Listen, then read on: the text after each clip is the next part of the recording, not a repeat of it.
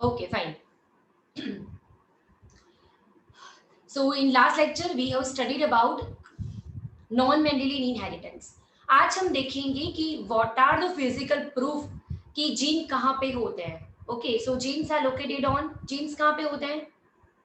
They are the segment of DNA. DNA का segment that is called gene. और एक chromosome के ऊपर बहुत सारे जीन होते हैं, तो that is a segment of DNA. और वो लोकेट होता है किसके ऊपर? क्रोमोसोम. और क्रोमोसोम कहाँ पे होता है? That is in nucleus. और डिटेल में जाऊं तो it is present in nucleoplasm, क्योंकि nucleolus it is rich of protein as well as that is protein and RNA, basically ribosomal RNA. तो अब हम स्टार्ट करेंगे कि कैसे प्रूफ मिला था and that all. And you need to speak. हाँ, ऐसा नहीं मैं अकेली बोलते जाऊं और you are not giving back reply. So let's start about what are the physical proof, और कैसे हम उसको बोलेंगे कि सी. So next one is that is chromosomal theory of inheritance. Chromosomal theory of inheritance, देखो नाम क्या है थियरी का? Chromosomal basis of inheritance. मतलब अब पता चला कि क्रोमोसोम जैसा भी कुछ होता है. और क्रोमोसोम क्या होता है? It goes in the process of meiosis, mitosis, and during the zygote formation, फिर during the gamete formation, sorry during the gamete formation वो हैप्लॉइड होते हैं. तो वो थियरी हम पढ़ेंगे. आई होप सबका ध्यान है. Reply. Yes, ma'am. Yes, ma'am. Yes, teacher. Yes, ma'am. Yes, So ma'am. why Mendel Yes, ma'am. remain unrecognized, वो हमने देखा था कि क्यों मेंडल का काम रिकॉग्नाइज नहीं हुआ था. क्योंकि कम्युनिकेशन नहीं था, मैथमेटिकल अप्रोच जो था वो सब एक्सेप्ट नहीं कर रहे थे, जीन जैसा कुछ मान नहीं रहे थे. ओके, और कोई फिजिकल प्रूफ नहीं था कि चलो मानते हैं कि कुछ कैरेक्टर पास होते हैं, but how how they pass. तो वो हम देखेंगे कि तीन scientist that is Hugo de Vries, Correns and Tschermak, they individually rediscover मतलब फिर से उस काम को क्या क्या उन्होंने रीडिस्कवर किया, फिर से मतलब पहचाना कि क्या था मतलब. फिर देखो ये यहाँ से हम स्टॉप हुए थे. उसके बाद दो साइंटिस्ट, उसका नाम है सटन एंड बोवरी. ठीक है, उन्होंने फर्स्ट टाइम कुछ प्रपोज किया था कि क्रोमोसोम जैसा भी कुछ होता है. ठीक है, और वो कैसे होते हैं? पैर में होते हैं, सेपरेट होते हैं during the time of segregation. तो उनकी बात की थी. और बेसिकली किसको फॉलो कर रहे थे वो? मेंडेलियन प्रिंसिपल को. उस थियरी को बोलेंगे chromosomal theory of inheritance. See this is a cell, और उसके अंदर न्यूक्लियस के अंदर क्रोमोसोम ऐसे होते हैं, and this is your DNA. और डीएनए का एक पार्ट, ये एरो आपको दिख रहा है, मैं जो घुमा रही हूँ एरो. Yes, yes, ma'am. तो ये जो पार्ट है that is segment of DNA, और उसको हम क्या बोलेंगे? जीन. तो ऐसे बहुत सारे जीन होते हैं, प्रेजेंट होते हैं. तो ये प्रूफ मिला कि जीन कहाँ पे होते हैं. जीन कहाँ पे होते हैं? Where they are located? Segment of DNA. Yes, DNA के ऊपर, सेगमेंट ऑफ डीएनए. और वो जो यस, और वो जो है they are vehicles of the heredity. मतलब वो क्रोमोसोम जाते हैं नेक्स्ट जनरेशन में, and they are found in pair. See, and they are found in pair. कि अगर मैं आपको बताऊं, wait a minute, how they are in pair, और उसको बोलेंगे we call it homologous chromosome. We call it homologous chromosome. See how they are found in pair. Suppose ये हमारा एक क्रोमोसोम है और ये हमारा सेकेंड क्रोमोसोम. अब ये कैपिटल टी है तो ये हमारा स्मॉल टी होगा, capital T and small T. तो मतलब they are found in pair, और उसको बोलेंगे homologous chromosome. Homologous chromosome. And during the zygote formation ये दोनों सेपरेट हो जाएंगे. तो it is a random process कि किसी में कैपिटल टी जाएगा, किसी में स्मॉल टी जाएगा, लेकिन ऐसा पता चला कि क्रोमोसोम के ऊपर they are located. I hope this clear. Yes, ma'am. Okay.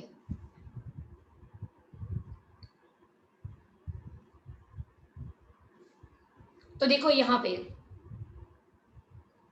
C two identical chromosomes form a homologous pair.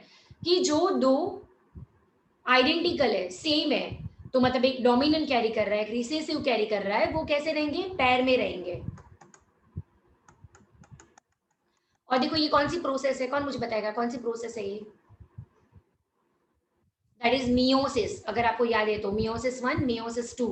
देखो meiosis 1 the whole chromosomes they are separated, और meiosis 2 chromatid they are separated. Chromatid अगर मैं उसको अलग करूं, इस चीज को मैं अलग करूं, they are called chromatid, they are called chromatid. तो ये आपने पढ़ा होगा in last 11th standard, that is meiosis 1, meiosis 2। Have you studied?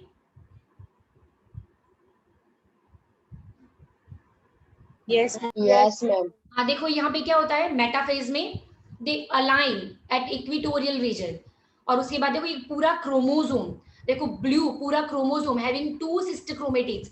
Sister chromatids मतलब पूरा होल क्रोमोसोम, उसके 4 आर्म्स हैं। तो देखो ब्लू कलर और ये पिंक जैसा कलर सेपरेट हुआ। और मियोसिस 2 अब देखो वो ब्लू कलर भी आपका सेपरेट हो रहा है, लाइक सिंगल क्रोमेटिड। तो ऐसा कुछ पता चला कि मियोसिस माइटोसिस जैसी कुछ प्रोसेस होती है, तो उसको बोलेंगे segregation of chromosome. See like that way, see they all get separated, वो बाद में फिर पता चला। तो see chromosomes are vehicle of heredity, फिर होमोलोगस पेयर में होते हैं, and they segregate during gamete formation. ठीक है, और दे इंडिपेंडेंटली सेग्रीगेट, ऐसा नहीं कि कैपिटल टी के साथ ही वो जाएगा, इंडिपेंडेंटली दे सेपरेट। इसमें कुछ डाउट था? कुछ physical proof, chromosomal theory of inheritance, कुछ है प्रॉब्लम? यहाँ पे मोरल ऑफ द स्टोरी ये है कि क्रोमोसोम जैसा कुछ पता चला कि जिसके ऊपर जीन्स है। This is the moral of the story. अगर ये आ गया तो फिर हम चलते हैं आगे कि कौन मतलब आगे आया था उसके पीछे। Shall I move ahead? Yes, teacher. I need Yes, answer from teacher. everyone. And why there are only 28 students? Today I am going to take attendance. चलो नेक्स्ट वन। अब मेंडल की जैसा दूसरा एक साइंटिस्ट, उसका नाम है Hunt Morgan, Thomas Hunt Morgan. तो मेंडल के बाद उनका नाम बहुत मतलब बहुत वेल नोन है जेनेटिक्स के अंदर। और basically he worked on the fruit fly, और उसका साइंटिफिक नेम है ड्रोसोफिला मेलेनोगेस्टर। और ये उन्होंने एविडेंस के लिए लिया था कि क्या होता है मतलब। अब देखो जैसे मेंडल मतलब जो है वो क्यों सक्सेसफुल हुआ था, वैसे ये हम देखेंगे क्यों मॉर्गन सक्सेसफुल हुआ था, व्हाट आर द रीजंस। तो ध्यान देना, आई थिंक ये हमने किया है कि नहीं किया है?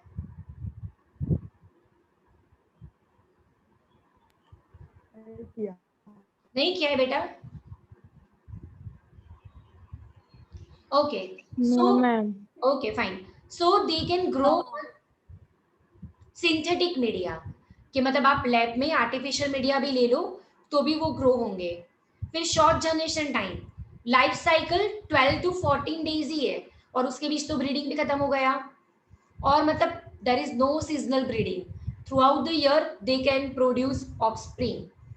Next one is 100 of progenies per mating, कि अगर एक मैटिंग की तो मतलब आपको देखो यहाँ पे टेस्ट ट्यूब जैसा है और उसके अंदर ये खाना है मीडिया, सिंथेटिक मीडिया, और यहाँ पे देर आर फ्रूट फ्लाइज। तो 100 ऑफ प्रोजेनिस पर मैटिंग। उसके बाद male and female they are distinguishable, मतलब हमें पता चल जाता है कि ये मेल है या फीमेल है। Male is smaller than female, okay, यहाँ पे फीमेल की साइज बड़ी है, देखो ये फीमेल है।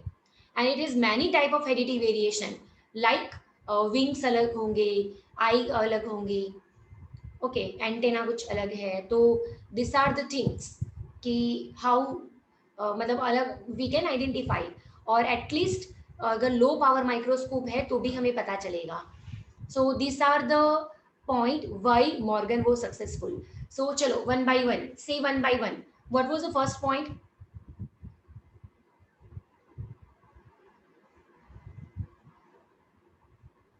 What was the first point? Say one by one. Short time generation. Okay. Next one. What is the next one? Life cycle. Okay, short generation time. Next one is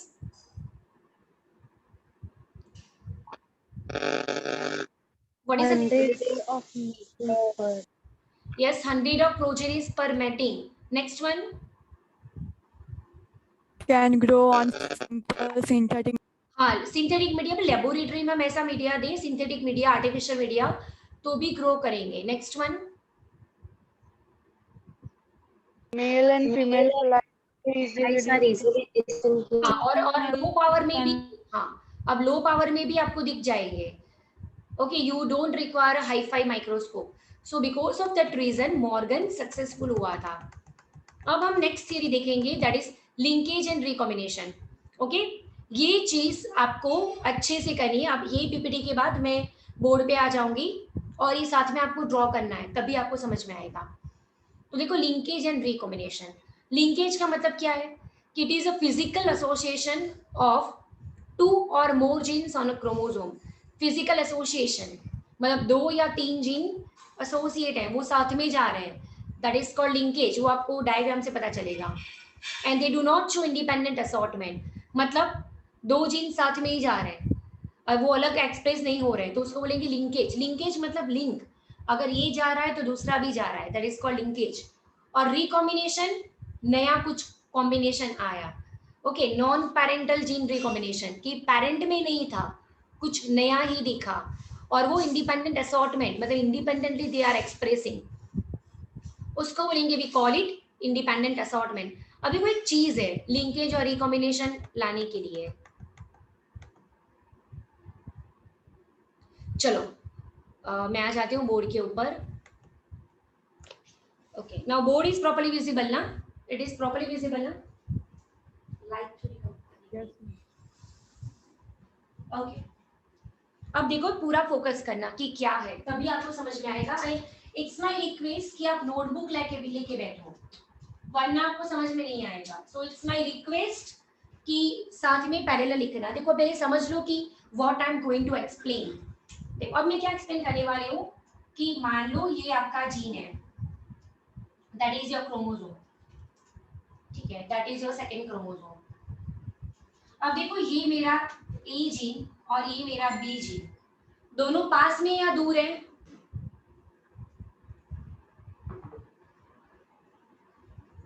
ये I am talking about first one. ये पास है या दूर है, ए और B?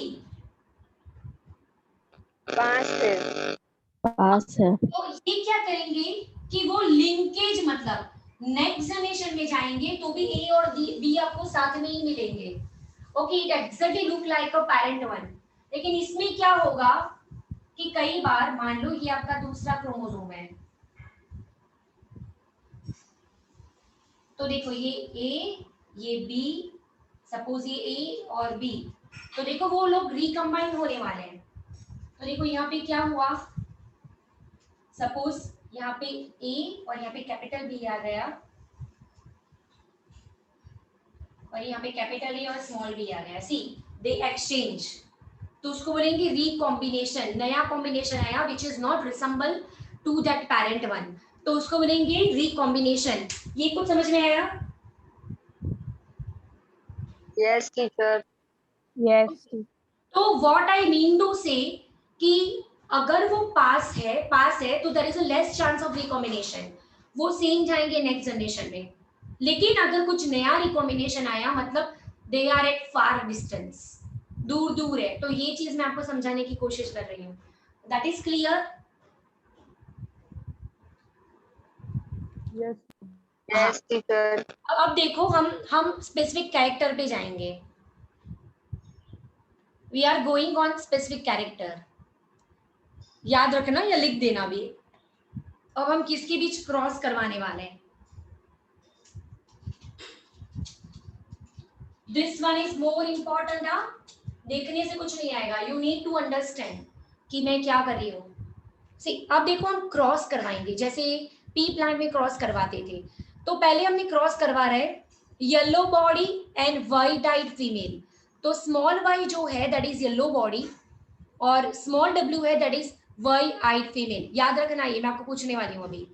और brown body है तो वाई प्लस और रेड आई है तो डब्ल्यू प्लस. याद रहा आपको? What is small Y?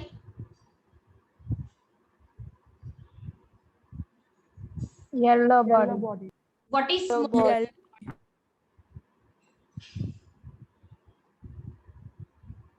What is small w बेटा? White eyed. White and Female.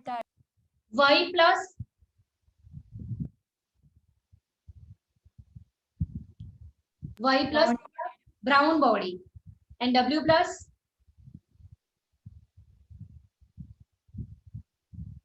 red eye.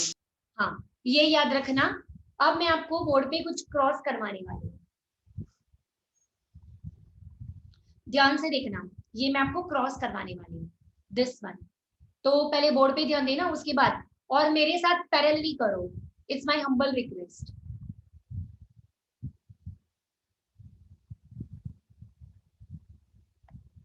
चलो लेट्स स्टार्ट अबाउट। अब देखो यहाँ पे सिर्फ मैं एक ही वो मतलब ड्रॉ कर रही हूँ, दो चीज नहीं ड्रॉ करने वाली हूँ। तो suppose that is your one chromosome, that is your second chromosome, okay. और यहाँ पे मैं ले रही हूँ that is YW, small YW. I hope it's clear. So that is XX. और ये जो है Y plus W plus और ये आपका Y है, तो Y के ऊपर कुछ नहीं होगा। That genes are located on X. तो ये आपका XX और ये XY. It's clear? It's clear? Yes, teacher. Yes. So that is your parent. ये आपके पेरेंट है। Now come to the F1 generation. F1 generation में क्या होगा? अब देखो अगर ये x x x y है तो आप कैसे उसको सॉल्व करोगे? x x x y। तो how you solve x x x x x y x y, ऐसे करते हैं ना सॉल्व आप। तो आपको 50-50% मिला, x x और x y मिला आपको।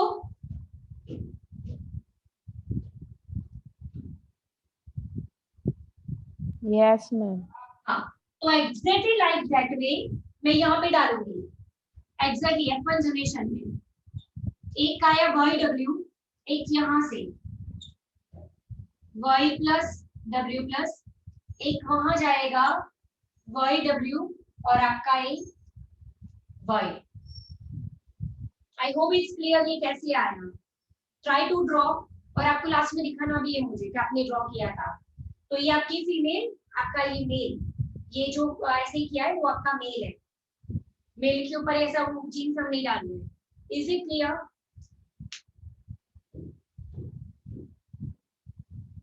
ड्रॉ किया सबने? I need answer from everyone. ये चीज Yes, देखने से नहीं आने वाली, teacher. ये चीज देखने से नहीं आने वाली। Again I repeat. Yes, teacher. Okay, now see in F2 generation. Okay, अगर मैं अभी लेबल लगा दूं, इसको मैं 1 नंबर दूं, इसको 2 नंबर दूं, इसको A और इसको B। ओके, तो क्रॉस कैसे करोगे आप? 1A 1B 2A 2B। चलो कोई बताओ मुझे क्रॉस कैसे करोगे आप? How you will cross? 1A, 1B, 1A, 2A, 1B, 2A, 2B. Okay, तो चलो 1A लिखते हैं यहाँ पे। 1A YW YW, okay 1A। 1B YW male. चलो third 2A Y plus W plus और 2B Y plus W plus. और ये क्रॉस समझ में आया? 4 मैडम ने कैसे किया? 1A 1B 2A 2B, समझ में आया? બધાનું મને આન્સર જોઈએ। આ નહીં આવડે, ફરી કહું છું, આ નહીં આવડે જો તમે નહીં લખ્યું તો। Yes, teacher. तो देखो यहाँ पे पेरेंट जैसे कौन दिखे? ये पेरेंट जैसा दिखा, ये पेरेंट जैसा दिखा। देखो ये तो आपको पेरेंट जैसे दिखे। यस और नो? Yes.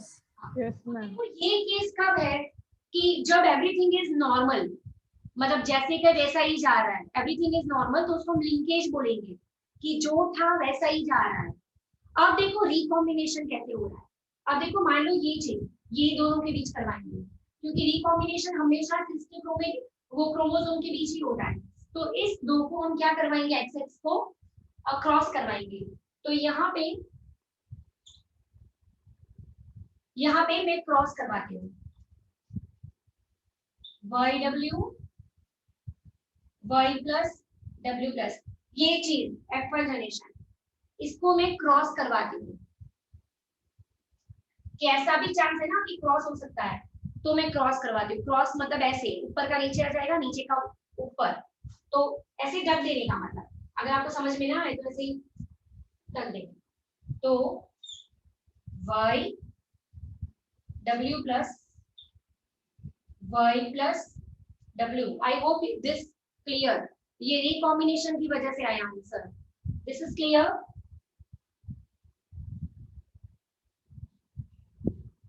ये F1 जनरेशन की बात, Yes, ma'am. अगर रिकॉम्बिनेशन नहीं हो रहा है तो नॉर्मल जा रहा है, लेकिन अगर इन दोनों के बीच रिकॉम्बिनेशन हुआ है तो ऐसे होगा, लाइक क्रॉस। अब इसको हम किससे करवाएंगे, नॉर्मल मेल के साथ, ये नॉर्मल जो मेल था उसके साथ। अब हम उसको लेबल करेंगे 1 2 A B। चलो क्रॉस में कैसे करवाऊं,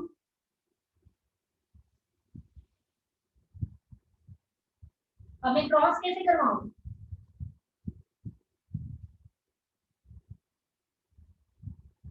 1A, 1B, 2A, 2. Yes very good.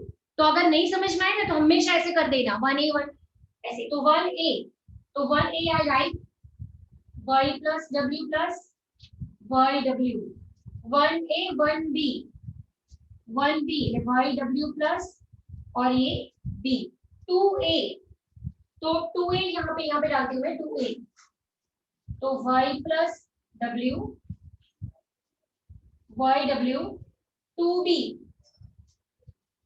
Y plus W मेल। तो देखो ये जो रिकॉम्बिनेशन, ये जो डेटा आए तो ये कुछ अलग आए, कि ऐसा कुछ पैरेंट में कुछ नहीं है, यहाँ पे पैरेंट जैसे कोई नहीं है, तो नए कॉम्बिनेशन आए, तो ये क्यों आए, ठीक है, तो ऐसा माना जाएगा कि कुछ रिकॉम्बिनेशन हुआ होगा, तो that is your normal case. 4 जो आपको मिले 1 2 3 4, फिर ये आपके रिकम्बाइन 5 6 7 8। आई होप कुछ समझ में आया होगा आपको, कुछ समझ में आया बेटा। Yes, ma'am. अब देखो मैं आपको ये चीज बताती हूँ कि मतलब रिवर्स गए थे, कि पहले उनको रिजल्ट मिला था फिर ये चीज होने की थी। देखो ये चीज, ये क्रॉस ए जो पूरा लिखा है ना, ये 1 2 3 4 5 6 7 8, तो मैंने अभी जो किया है वो सेम चीज मिली थी रिजल्ट। तो देखो अब रिजल्ट से हम रिवर्ट देखेंगे कि अगर हमें हमारे ऑफस्प्रिंग में 98.7 पैरेंट जैसे मिले तो रिकॉम्बिनेशन नहीं हुआ है, वो क्या हुआ है, लिंक है, जीन हमारे लिंक है, पैरेलल गए, ठीक है। और देखो हमारा रिजल्ट ये आया कि पैरेंट की जैसे 62.8% और नए जो रिकॉम्बिनेशन है 37.2, तो देखो ये मतलब पैरेंट जैसे सिर्फ 62 मिले, तो अगर ऐसा डेटा आपको मिला तो उसका मतलब ये है कि कहीं ना कहीं रिकॉम्बिनेशन हुआ है। कुछ समझ में आया। अगर पेरेंट जैसा रेशियो ज्यादा मिला, मान लो कि 98, आपको सीधा स्टेटमेंट दे देंगे 98 मतलब दे जीन का लिंक वो रिकम्बाइन नहीं हुए हैं, और आपको ऐसा डेटा मिला 62.8 और 37.2, ये डेटा ऑलरेडी बुक के अंदर दिया हुआ है, आपको याद रखना। तो अगर आपको ऐसा डेटा मिला, ये रिकॉम्बिनेशन नए टाइप कुछ ज्यादा मिले, उसका मतलब ये हुआ कि कहीं ना कहीं रिकॉम्बिनेशन हुआ है। Is it clear. Yes, teacher. अब देखो आपको मैं होमवर्क क्या देती हूँ, व्हाट इज द होमवर्क। ये जो फर्स्ट है, ये फर्स्ट वाला, ये अभी मैंने आपको करवाया, ये सेकंड मैंने आपको करना है सेम तरीके से W प्लस M प्लस, तो ये आपको होमवर्क करना है और आपको एग्जैक्टली मुझे इस तरीके से भेजना है A B वाला। तो टोटल आपको एक मिलेगी 1 2 3 4 5 6 7 8, एग्जैक्टली सेम टाइप आपको मुझे भेजना है।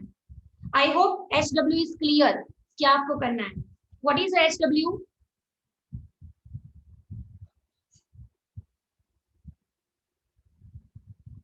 What is your HW? Y और W की जगह you need to take WM, W plus M plus. Got it? Yes, ma'am. और मुझे Yes, teacher. It's compulsory to send it to me. अगर आपने नहीं भेजा तो मैं आगे नहीं पढ़ाऊंगी आपको कल।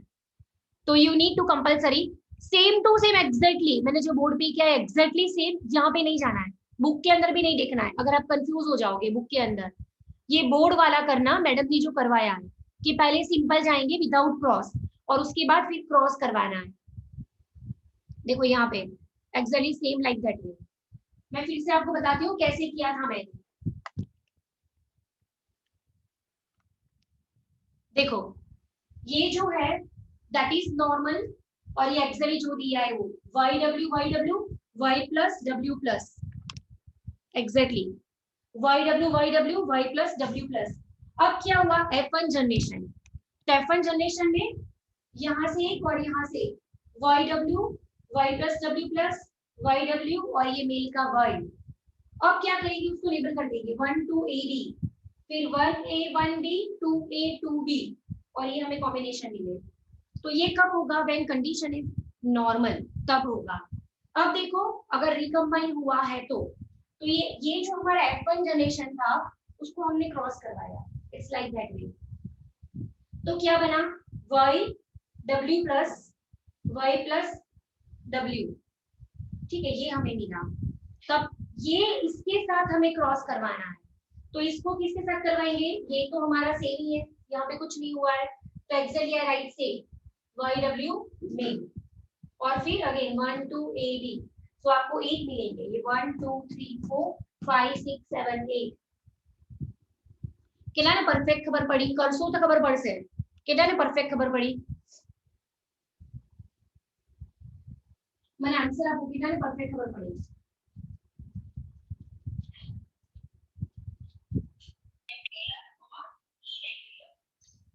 લક્ષો ને તો તમને ખબર પડશે। ઓકે ઋત્વી ને પરફેક્ટ પડી, બીજું કોઈ? ઓકે ભક્તિ જો ક્રોસ કરી જોજો કશે બી અટાઈ था तो जस्ट कॉल मी અને આ બી ફોટો પાડી દો। આ તમારું F1 જેને જો તમે અહીંયા પૂછવા સૌથી તમે આ જે છે ને આ વસ્તુ એને ટીચર ક્રોસ કરાવ્યા છે બરાબર, પછી ક્રોસ કરાવેલું અને આ હોય વાળું આ બે વચ્ચે ક્રોસ કરવાના છે।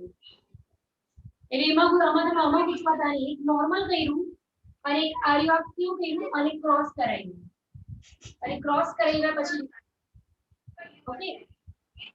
રીકી દીકરા લખવા આન્સર નથી મળતો મને, રીકી છે કે નથી?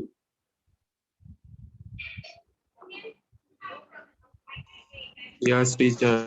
क्या के खबर पड़ी? टीचर થોડીક પડી। પણ દીકરા એટલે જ કીધું કે લખીને કરો, લખ્યું ખરું? કેટલા લખ્યું? just show it to me, કેટલા લખ્યું? on your camera and show it to me, કારણ કે આ લખ્યા વગર નહીં આવડે। અગર લખ્યું હશે ને તો જ you will get idea, otherwise નહીં જ આવડે અને તમારે ભણવું હોય તો લખવું જ પડશે। રીકી હું દીકરા માંગા તારી પાસે, તારું બતાવજો કેટલું લખ્યું? મેં દીકરા પરફેક્ટ, પ્રાચી જેની આન્સર આવી ગયો, જે લોકો લખ્યું છે લોકોનો આન્સર આવી ગયો? હા યસ મેમ। હવે નવું કોમ્બિનેશન લેવાનું તમારે, કયું કોમ્બિનેશન?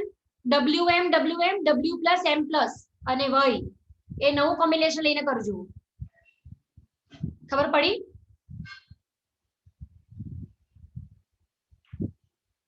Yes ma'am. કે કરાવું તમને? આ પતી જાય તો ફરી રીજોઈન થાવ, કરાવું તમને W પ્લસ M પ્લસ કે જાતે કરવાના? જાતે ટ્રાય કરવાના। ઓકે નહીં આવે તો આવતીકાલે જસ્ટ લેટ ઇટ મી નો, નહીં આવે તો એકવાર જાતે ટ્રાય કરજો। ફરી કહું છું બુક પર નહીં જતા, આ ટીચરે કરાવ્યું એના પર જાઓ, બધા ફોટો લઈ લેવું કે ટીચરે કેવી રીતે કરેલું છે, જસ્ટ ટેક અ ફોટો અને તમારે આ 4 કામ કરવાના છે। ફરી કહું છું અને આ વસ્તુને ક્રોસ કરી છે, આ વસ્તુને ક્રોસ કરી છે અને જે આન્સર આવ્યો એ લખ્યો અને આ બે વચ્ચે પછી કરાવ્યું। આ જગ્યા પર ભૂલ થવાના ચાન્સીસ ખરા તમારા। સ્ક્રીનશોટ લીધો?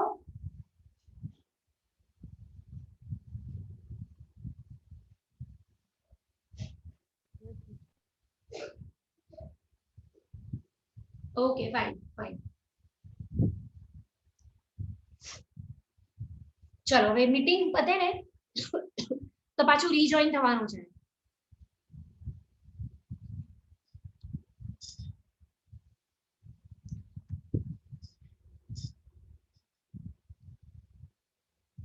Now next question is that if I say my offspring, જે offspring છે એમાં parent જેવા 55% છે અને બાકીના recombine છે, તો એ જીન લિંક થયા છે કે recombine? Recombine. Very good. હવે હું એમ કહું મારા જીન્સ મારામાં જે ઓફસ્પ્રિંગ આવ્યા છે નેક્સ્ટ મોસ્કિટો વાળામાં તેની અંદર 97% they resemble to parent, તો their gene are linked or recombined? Yes, fine, very good. જેટલા દૂધ એટલા recombination ના ચાન્સ વધારે, જેટલા દૂધ એટલા recombination ના ચાન્સ વધારે. આ એકવાર સવાલ નીટમાં પૂછાઈ દો કે ચાન્સીસ ક્યારે વધી જાય? A length of the chromosome એ જો વધારે હોય તો there is a more chance of recombination. બે વાર બી ટ્વિસ્ટ થાય. It's not like that way એક જ વાર ટ્વિસ્ટ થાય, બે વાર બી થાય. ઓકે,